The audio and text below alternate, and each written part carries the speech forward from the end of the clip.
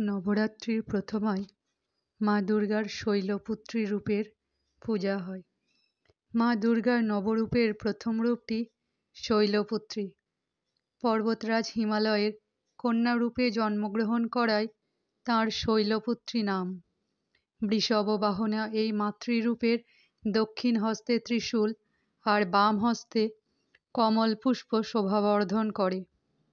পূর্বজন্মে ইনি প্রজাপতি দক্ষের কন্যা ছিলেন। তখন তার নাম ছিল সতী।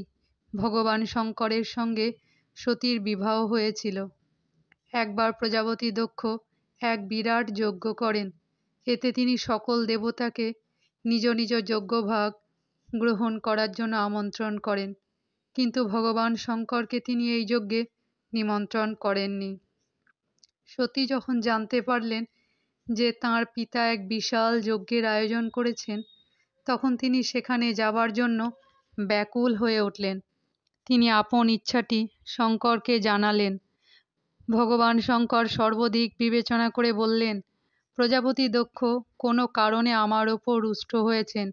তিনি তাঁর যজ্ঞে সমস্ত দেবতাকে আমন্ত্রণ করেছেন, তাঁদের যজ্ঞ ভাগও সমর্পণ করেছেন, কিন্তু তিনি জেনে শুনে আমাকে ডাকেননি, কোনো খবর পর্যন্ত দেননি।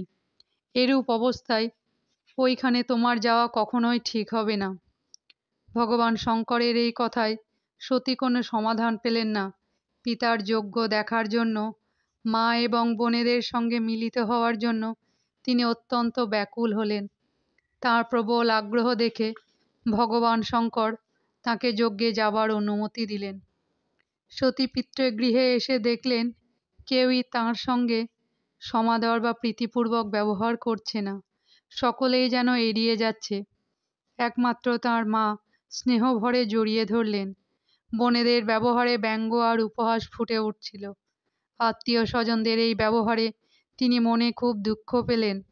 তিনি আরও লক্ষ্য করলেন যে চতুর্দিকে যেন শঙ্করের প্রতি ভৎসনা প্রকাশ পাচ্ছে। দক্ষ তাঁকে কিছু অপমানজনক কথাও শোনালেন। এই সব দেখে সতীর হৃদয় ক্ষোভ, গ্লানি এবং ক্রোধে উত্তপ্ত হয়ে উঠল। তিনি ভাবলেন, শঙ্করের নিষেধ না শুনে এখানে এসে তিনি মস্ত বড় ভুল করেছেন। তিনি পতি শঙ্করের এই অপমান সহ্য করতে পারলেন না এবং তৎক্ষণাৎ যোগাগ্নির সাহায্যে নিজেকে ভস্মীভূত করলেন।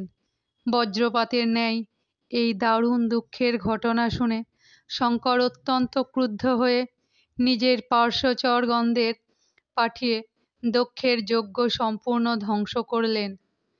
সতী যোগাগ্নির সাহায্যে ভস্মীভূত হয়ে পরজন্মে শৈলরাজ হিমালয়ের কন্যারূপে জন্ম নিলেন এবং এই জন্মে শৈলপুত্রী নাম নিলেন।